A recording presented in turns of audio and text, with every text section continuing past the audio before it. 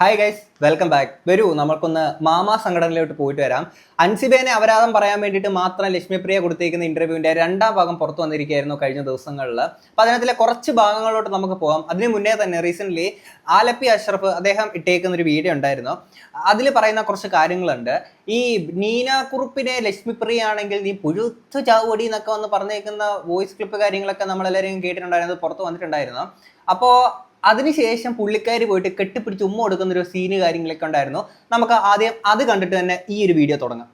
നീന കുറുപ്പിന് നേരെ ലക്ഷ്മിപ്രിയ പുഴുത്തു ചാകുമെന്ന് പറഞ്ഞുകൊണ്ട് അസഭ്യം പറയുന്ന വോയിസ് ക്ലിപ്പ് കേൾക്കാത്തവർ ആരും തന്നെ ഇല്ലല്ലോ. അതേ ലക്ഷ്മിപ്രിയ തന്നെ നീന കുറുപ്പിനെ അമ്മയുടെ ഓഫീസിൽ വെച്ച് കണ്ടപ്പോൾ ഓടിച്ചെന്ന് കെട്ടിപ്പിടിച്ച് മുത്തം കൊടുത്തു. നീന കുറുപ്പ് ആകെ സ്തംഭിച്ചു നിന്നുപോയി. വിശ്വാസം വരുന്നില്ല അല്ലേ? എന്നാൽ ഇതാ തെളിവ് തരാം.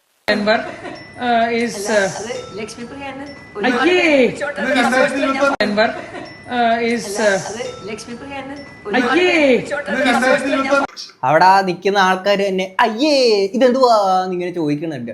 അല്ലെങ്കിൽ നമ്മുടെ ലക്ഷ്മിയച്ചിയുടെ പിഞ്ച് മനസ്സാണ്, അപരാധം പറയാൻ വേണ്ടിയിട്ട് മാത്രമുള്ളൊരു മനസ്സാണ്, അതിനുവേണ്ടി മാത്രമുള്ളൊരു നാവാണ് പുള്ളിക്കാരി. ചില സമയത്ത് അന്യനാവും, ചില സമയത്ത് അമ്പിയാവും.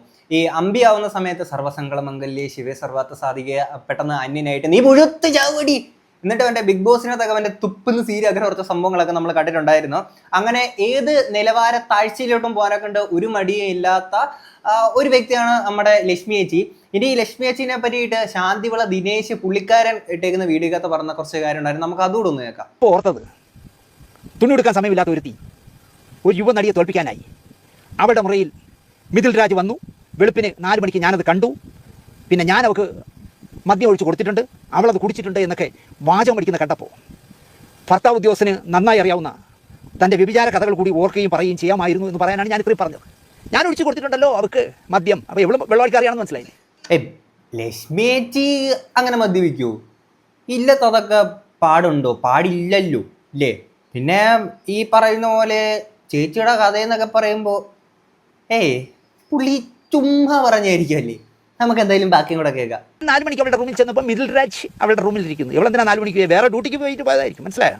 അല്ലെങ്കിൽ ഇവക്ക് പോലീസിൻ്റെ ചുമതലയുണ്ടോ വല്ലവളുടെയൊക്കെ റൂമിൽ 4 മണിക്ക് റെയ്ഡ് നടത്താൻ?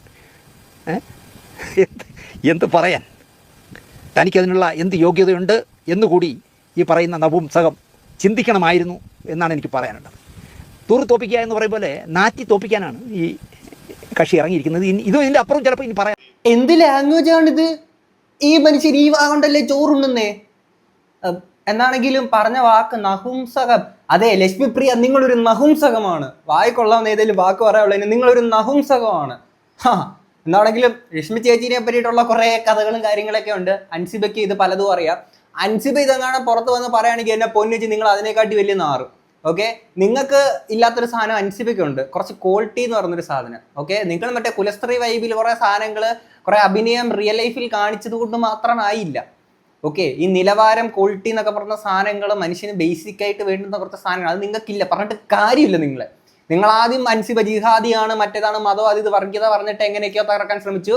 പക്ഷേ ഇത് കേരള മണ്ണാണെന്നുള്ളത് നിങ്ങൾ മറന്നുപോയി. ഓക്കെ, നിങ്ങളത് പറയാൻ കാരണം നിങ്ങളൊരു കടുത്ത സംഘിണിയായി മാറിയേക്കുന്ന സീന് കാര്യങ്ങളൊക്കെ ഉണ്ട്. അപ്പോൾ എന്താണെങ്കിലും നിങ്ങൾ അത് ശ്രമിച്ച് അതൊന്നും നടന്നില്ല. അത് കഴിഞ്ഞ് അവസാനത്തെ ഒരു പരിപാടിയാണ് നേരെ അൻസിബ ഈ ഒരു കല്യാണപ്രായക്കുന്ന ഒരു പെൺകുട്ടിനെ പറ്റിയിട്ട് ഇതുപോലെ അപരാധം പറഞ്ഞ് പടച്ചു വിടുക എന്നുള്ള ഒരു സീൻ. ഓക്കെ, മിഥിലാജുമായിട്ട് അങ്ങനെ റൂമിൽ പോയെന്നൊക്കെ എന്തോ ആയിക്കോട്ടെ, ഈ പെണ്ണുപിള്ളക്ക് എന്നെ വേണം. ഇനി ഈ പെണ്ണുപിള്ളയുടെ ഇന്റർവ്യൂവിനകത്തോടെ നമുക്ക് പോകാൻ സുഹൃത്തുക്കളെ. മദ്യപാനവുമായി ബന്ധപ്പെട്ട ഒരുപാട് കഥകളുണ്ട്. സത്യത്തിൽ ലക്ഷ്മിപ്രിയ മദ്യപിക്കാറുണ്ടോ? ഇപ്പോഴും ഞാൻ ഒരു കാര്യം ഓർത്ത. കഴിഞ്ഞ ദിവസം എൻ്റെ വീട്ടിലൊരു സുഹൃത്ത് വന്ന സമയത്തേക്ക് അവൻ പറഞ്ഞു എൻ്റെ വീട്ടിലെ കോളിംഗ് ബെല്ലിന് എന്തോ സൗണ്ട് അത്ര ശരിയില്ലെന്ന് പറഞ്ഞു. ഞാൻ ഇപ്പോൾ വരാം കൈസ്, ഒരു മിനിറ്റ്.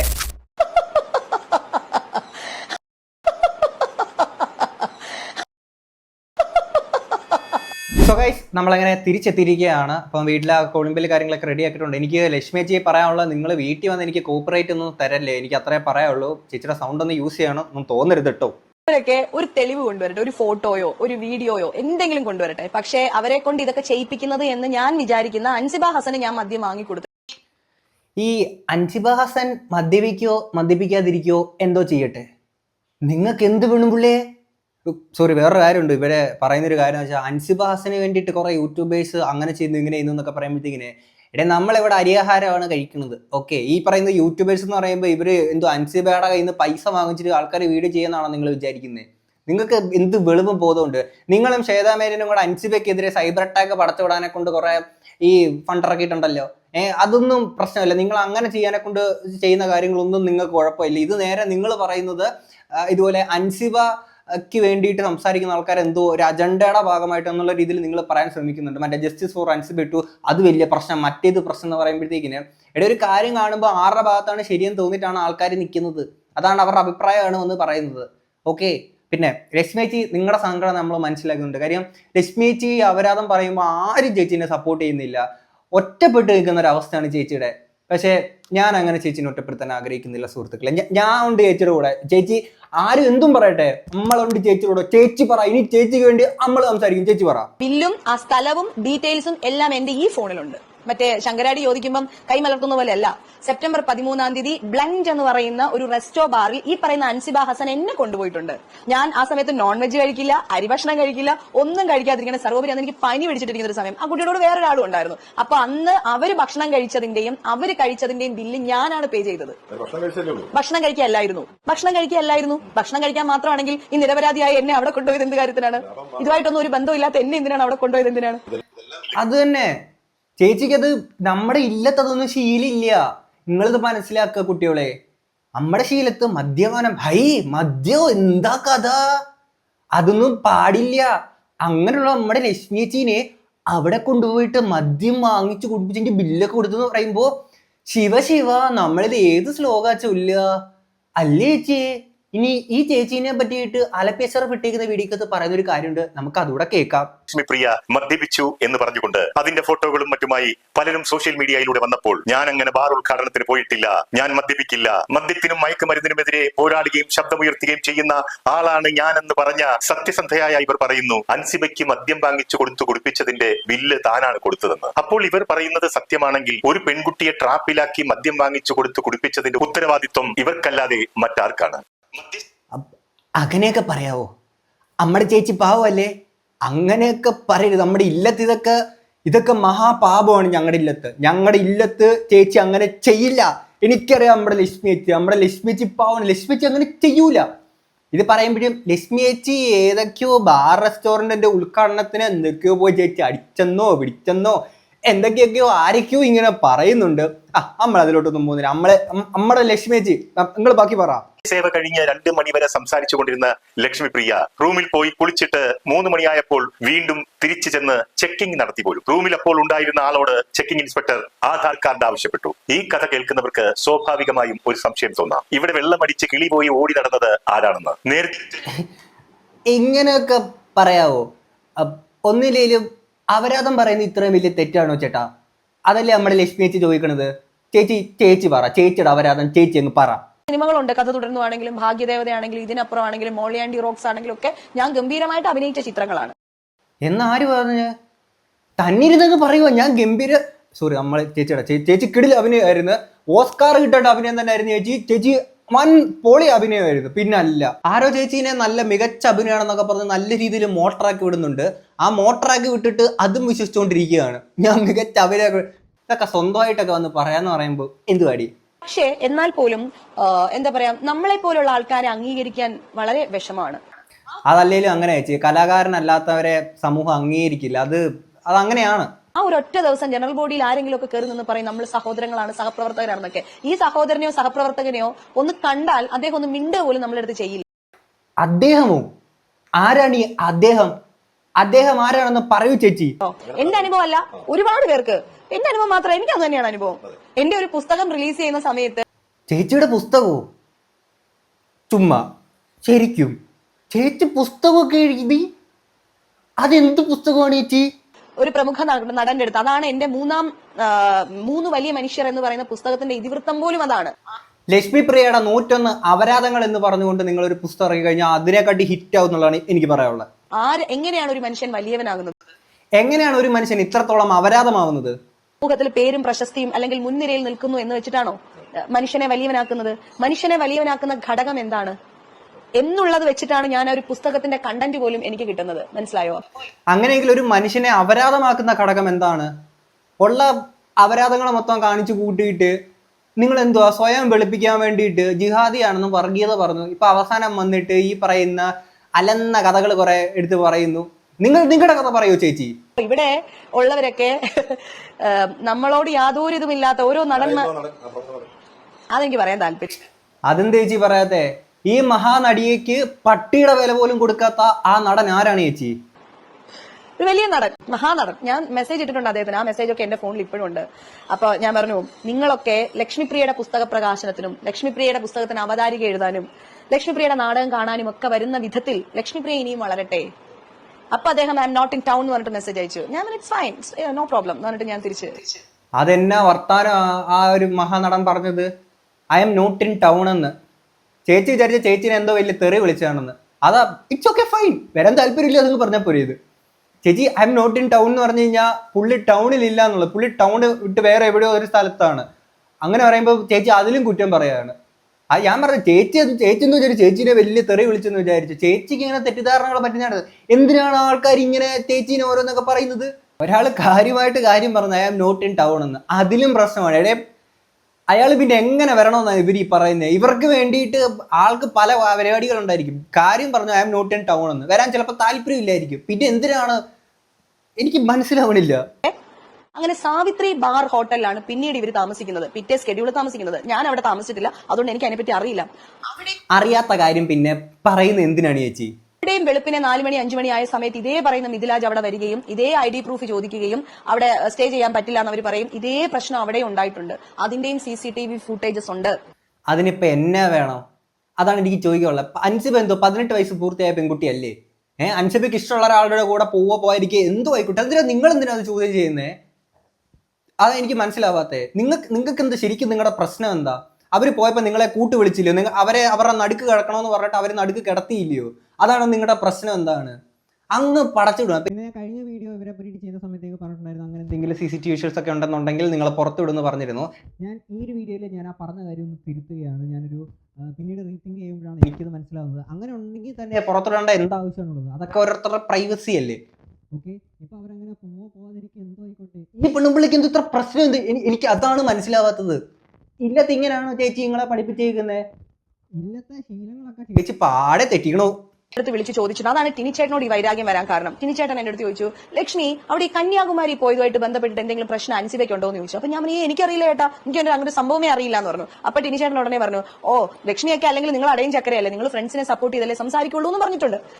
ഞാൻ അത് അവരുടെ സ്വകാര്യമായ കാര്യമാണ്. അതിൽ എനിക്ക് എന്താണ്? അവർ കന്യാകുമാരി പോയാൽ എനിക്ക് എന്താ, പോയില്ലെങ്കിൽ എനിക്ക് എന്താ? അതിൽ ഏറ്റവും രസകരമായ സംഗതി വെച്ചാൽ അന്ന് ഇവര് 3 ദിവസം ഒറ്റയ്ക്ക് റൂമിൽ സ്റ്റേ ചെയ്തു എന്ന് പറഞ്ഞപ്പോൾ എന്റെ കയ്യിൽ ഉണ്ടായിരുന്ന ചില്ലറ എല്ലാം കൂടെ പെറുക്കി 3000 രൂപയോളം ഞാൻ ആ കൊച്ചിന്റെ കൈ കൊടുത്തിട്ടുണ്ട്. എനിക്കറിയില്ലല്ലോ ഇദ്ദേഹം വരുമെന്നും ഇവർ കന്യാകുമാരി പോകുന്നൊന്നും എനിക്കറിയില്ല. 3000 രൂപയും കൊടുത്തിട്ട് ഈ പെണ്ണുപിള്ള ഉണ്ടല്ലോ, എന്നാ പറയാനാണ്? നിങ്ങൾ 3000 രൂപ കൊടുത്തല്ലേ? ഒരു 50,000 കൊടുത്തതിന്റെ അത് അങ്ങനെ കുറെ കണക്കുകളൊക്കെ പറയുന്നുണ്ട്. ഇവരെന്നെ പറയുന്നുണ്ട് ഇവർക്ക് എന്താണെന്ന്. എങ്കിൽ പിന്നെ എന്നാത്തിനാ ചേച്ചി നിങ്ങൾ ഇതൊക്കെ ഒന്നിങ്ങനെ പറയേണ്ട ആവശ്യം എന്താണ് നിങ്ങൾക്ക്? നിങ്ങളുടെ കഥകൾ പലതും അൻസിബയ്ക്ക് അറിയാം. അൻസിബ ഇതുപോലെ വന്ന് പറയുന്നുണ്ടോ? എന്താണെങ്കിലും നിങ്ങൾക്ക് കൃത്യമായിട്ടൊരു മറുപടി ആയിട്ട് കഴിഞ്ഞ ദിവസം ഭാഗ്യലക്ഷ്മി ഒരു വീഡിയോ ഇട്ടിട്ടുണ്ടായിരുന്നു. പുള്ളിക്കാരുടെ വീഡിയോ നമുക്കൊന്ന് കാണാം. ഞാൻ ഈ വീഡിയോ ലക്ഷ്മിപ്രിയയ്ക്ക് വേണ്ടിയാണ് ഇടുന്നത്. ലക്ഷ്മിപ്രിയ, കുറച്ച് നാളുകളായിട്ട് സോഷ്യൽ മീഡിയ നിങ്ങളെ കടന്നാക്രമിക്കുന്നത് കാണുമ്പോൾ അത് കണ്ട് സഹിക്കാൻ വയ്യാഞ്ഞിട്ടാണ് ഞാനിത് സംസാരിക്കുന്നത്. അങ്ങനെ കടന്നാക്രമിക്കാനുള്ള കാരണക്കാരി ആരാണ്? നിങ്ങൾ തന്നെയല്ലേ? നിങ്ങൾ തന്നെ ഒരു വടി കൊടുത്തിട്ട് എന്നെ അടിക്കി എന്ന് പറയുന്ന മാതിരിയല്ല. നിങ്ങൾ എന്താണ് പറയുന്നത് എന്ന് നിങ്ങൾക്ക് തന്നെ യാതൊരു ബോധവും ഇല്ലാതെയാണ് നിങ്ങൾ സംസാരിക്കുന്നത്.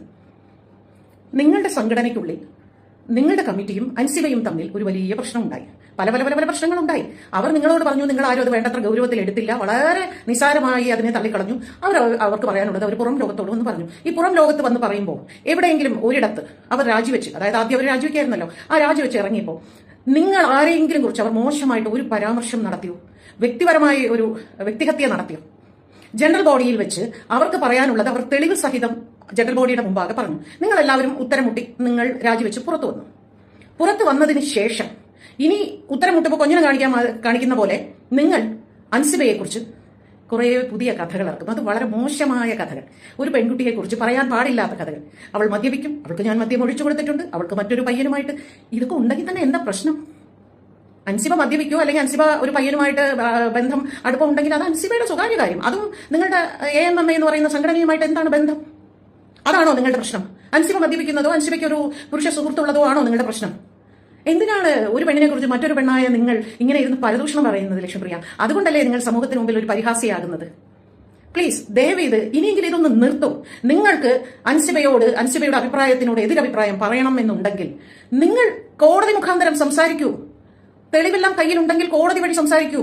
അതല്ലാതെ സോഷ്യൽ മീഡിയയിൽ വന്നിരുന്ന് ഒരു പെൺകുട്ടിയെ കുറിച്ച് ഒരു കഥകൾ ഇറക്കി വിടരുത്. ഉള്ളതോ ഇല്ലാത്തതോ എന്തുമായിക്കോട്ടെ, ഒരാളെ കുറിച്ച് സ്വകാര്യ ജീവിതത്തെക്കുറിച്ച് ഇത്തരം പരാമർശം നടത്തുമ്പോൾ ഈ 2026 ആരും ആ പെൺകുട്ടിയെ തെറ്റിദ്ധരിക്കില്ല. ആ കാലമൊക്കെ കടന്നുപോയി. അത്തരം കുലസ്ത്രീ പരിവേഷമൊക്കെ എന്നേ കടന്ന് സ്ത്രീകൾ ഒരുപാട് മുൻപോട്ട് വന്നു ലക്ഷ്മിപ്രിയ. ദയവീത് അത് മനസ്സിലാക്കുക. അതുകൊണ്ട് ഇതൊക്കെ ആരുടെ അടുത്താ പറഞ്ഞു കൊടുക്കുന്നത്? ലക്ഷ്മിപ്രിയ ഇതൊക്കെ കേട്ടിട്ട് മനസ്സിലാക്കുക. അപരാധങ്ങൾ കൊണ്ട് നിറഞ്ഞെടുക്കുന്ന ഒരു കൂമ്പാരമാണ് ലക്ഷ്മിപ്രിയയുടെ മനസ്സെന്ന് പറയുന്നത്. എന്നാ പറയാനാണ്. ഇനി ഈ ആലപ്പി അഷ്റഫ് അദ്ദേഹം ഇട്ടേക്കുന്ന വീഡിയോക്കകത്തെ കുറച്ച് ഭാഗം കൂടെ നമുക്ക് കാണാം. അന്ന് ഇവർ മറ്റേ ഈ കേസ് കൊടുത്തേക്കുന്ന ഒരു ടൈം ഉണ്ടായിരുന്നല്ലോ, ഇവരുടെ മറ്റേ ഫോട്ടോ വാട്സപ്പിൽ അയച്ച് നിങ്ങളൊരു ഫോട്ടോ എടുത്തൊന്നൊക്കെ അനുഭവിച്ചേക്കുന്ന ഒരു സീൻ്റെ സമയത്ത് ആലപ്പി അഷ്റഫ് ഈ സംഭവം നേരത്തെ അറിഞ്ഞിട്ട് മുമ്പൊരിക്കൽ ഇവരുടെ പേരൊന്നും പറയാതെ തന്നെ വീഡിയോക്കകത്ത് ജസ്റ്റ് ഇത് ഫസ്റ്റ് ആദ്യം പുറത്ത് ഈ ഒരു കാര്യത്തെ പറ്റി സംസാരിക്കുന്ന പുള്ളിയായിരുന്നു. അന്ന് ഈ പേരോ കാര്യങ്ങളൊന്നും പറഞ്ഞില്ല. പുള്ളി കിട്ടിയിരിക്കുന്ന അറിവ് വെച്ചായിരുന്നു പുള്ളി ആ ഒരു വീഡിയോക്കകത്ത് വന്ന് പറഞ്ഞിട്ടുണ്ടായിരുന്നത്. അതിനുശേഷം ലക്ഷ്മിപ്രിയ വിളിച്ചിട്ട് പുള്ളിയുടെ അടുത്ത് സംസാരിക്കുന്നുണ്ട്, ഇതെങ്ങനെയാണ് അറിഞ്ഞത് എന്താണെന്നൊക്കെ പറഞ്ഞുകൊണ്ട്. അന്ന് ലക്ഷ്മിപ്രിയ പറഞ്ഞിരിക്കുന്ന കാര്യങ്ങളെ പറ്റിയിട്ടൊക്കെ പുള്ളി പറഞ്ഞിട്ടുണ്ട്. നമുക്ക് കേൾക്കാം. ഇക്കയോട് ഈ വിവരം ആരാണ് പറഞ്ഞത് എന്ന് ചോദിച്ചു. ഞാൻ പറഞ്ഞു പോലീസ് സ്റ്റേഷനിൽ നിന്നും ലഭിച്ച വിവരമാണെന്ന്. അപ്പോൾ ലക്ഷ്മിപ്രിയ എന്നോട് പറഞ്ഞു, ഞാൻ അവളോട് പറഞ്ഞു, അൻസിബയോട് പറഞ്ഞു, എന്റെ ഭർത്താവ് ജയേഷിനെ വിളിച്ച് നീ അയച്ച മെസ്സേജിൽ ഒരു സത്യവുമില്ല, ഞാൻ വെറുതെ തമാശയ്ക്ക് അയച്ചതാണെന്ന് ഒന്ന് പറയണമെന്ന്. എന്റെ കുടുംബജീവിതം ഇതിന്റെ പേരിൽ ആകെ പ്രശ്നത്തിലാണ്. ഇവിടെ ഇതിന്റെ പേരിൽ വലിയ വഴക്ക് നടക്കുകയാണ്. നീ ഇത് വെറുതെ അയച്ചതാണെന്ന് പറഞ്ഞാൽ തീരുന്ന പ്രശ്നമേ ഉള്ളൂ എന്ന് അവൾ വിളിച്ച് പറയാമെന്ന് എന്നോട് പറഞ്ഞെങ്കിലും അവൾ അത് ചെയ്തില്ല. പിന്നീട് ഞാൻ വിളിക്കുമ്പോഴൊന്നും എന്റെ ഫോണും എടുക്കുന്നുണ്ടായിരുന്നില്ല. അതുകൊണ്ടാണ് ഞാൻ പോലീസിൽ പരാതിപ്പെട്ടത്. അയാൾ എന്നെ കണ്ടമാനം ഉപദ്രവിച്ചു, പട്ടിയെ തല്ലുന്ന പോലെ തല്ലി. അൻസിബ പോലീസ് സ്റ്റേഷനിൽ പരാതിയുടെ പകർപ്പും മൊഴിപ്പകർപ്പും ഒക്കെ ചോദിച്ചു. അത് നിങ്ങൾ പ്രതിയാണ്, നിങ്ങൾക്ക് തരാൻ പറ്റില്ല എന്ന് അവർ പറഞ്ഞു. അത് പരാതിക്കാരിക്ക് കൊടുക്കൂ എന്ന് പറഞ്ഞപ്പോൾ അവൾ അവളുടെ കൂട്ടുകാരൻ മിഥിൻ ലാലിനെ വിളിച്ചു വരുത്തി അവിടെ ബഹളമുണ്ടാക്കി. എന്നാൽ കോപ്പി കൊടുക്കാത്ത സാഹചര്യത്തിൽ അതിന്റെ ഒരു ഫോട്ടോ എടുത്തുകൊണ്ടാണ് അവർ പോയതെന്നാണ് ലക്ഷ്മിപ്രിയ എന്നോട് പറഞ്ഞത്. ഈ വിഷയത്തെക്കുറിച്ച് ലക്ഷ്മിപ്രിയ എന്നോട് സംസാരിച്ചപ്പോൾ അൻസിബയെ കുറിച്ച് വളരെ മോശമായി സംസാരിക്കുന്നതിനിടയിൽ അവൾ തീവ്രവാദിയാണിക്ക എന്ന് പറയുകയും ചെയ്തു. അത് അപ്പോഴത്തെ മാനസികാവസ്ഥയിൽ പറഞ്ഞു പോയതാണെന്നാണ് ഞാൻ കരുതിയത്. കൂടെ കൊണ്ടു നടന്ന പ്രിയപ്പെട്ട കൂട്ടുകാരിയെ കുറിച്ച് അവിഹിത കഥയും കൂടെ തീവ്രവാദി എന്ന വിളി കൂടി വന്നപ്പോൾ എനിക്ക് അവരോട് തോന്നിയ ആ സഹതാപം ഇല്ലാതായി. പിന്നീട് അവർ അൻസിബയെ കുറിച്ച് ചാനലിലൂടെ പരസ്യമായി പറയുന്നത് കേട്ടു, ഇതിന്റെ പിന്നിൽ മത തീവ്രവാദ സംഘടനകൾ ഉണ്ടെന്ന് ഞാൻ ബലമായി സംശയിക്കുന്നുണ്ടെന്ന്. തൊട്ടതിനും പിടിച്ചതിനുമൊക്കെ വർഗീയത പറഞ്ഞ് മറ്റുള്ളവരെ തീവ്രവാദിയാക്കി സമൂഹത്തിൽ അരാജകത്വം സൃഷ്ടിക്കാൻ ശ്രമിക്കുന്ന ഇവരെ ജനം തിരിച്ചറിഞ്ഞ് മാറ്റി നിർത്തപ്പെടേണ്ടതാണ്. ഇവരുടെ നാവും പ്രവൃത്തിയും സമൂഹത്തെ വഴിതെറ്റിക്കുന്നതാണ്. സത്യത്തിൽ അവർ കൊടുത്ത പരാതിയിൽ തന്നെ കേട്ടല്ലോ, തീവ്രവാദിയാണെന്നൊക്കെ പറഞ്ഞിട്ട് ഇങ്ങനെ മനസ്സിൽ വിഷം കൊണ്ട് നടക്കുന്ന ഇത്ര ആൾക്കാർ ഞാൻ പണ്ടേ പറഞ്ഞിട്ടുണ്ട്. ഈ മതത്തിന്റെ വർഗീയത ഇത്തരം എലമെന്റുമായിട്ടൊക്കെ മനസ്സിൽ കൊണ്ട് നടക്കുന്ന ആൾക്കാരെ നമ്മൾ സമൂഹത്തിൽ നിന്ന് ഒറ്റപ്പെടുത്തി നിർത്തുക. അതാണ് ചെയ്യേണ്ടത്. ലക്ഷ്മിപ്രിയ ചെയ്യേണ്ടുന്ന കാര്യം ഇതാണ്. ഇവരുടെ വായിൽ നിന്ന് വരുന്ന വർത്താനം വെച്ച് കഴിഞ്ഞാൽ, ഞാൻ നേരത്തെ പറഞ്ഞല്ലോ, അന്യന് അമ്പി ആകുമ്പോഴത്തേക്കിന് മറ്റേ ശ്ലോകം ചൊല്ലും, അമ്പി ആകുമ്പോഴത്തേക്കിന് അത് കഴിഞ്ഞിട്ട് ആ നേരെ ഇവർ അന്യനാവും. ആ സമയത്തേക്ക് വായിൽ നിന്ന് വരുന്ന മൊത്തം ഇമാതിരി അപരാധങ്ങൾ. എന്തോ പറയാനാണ്.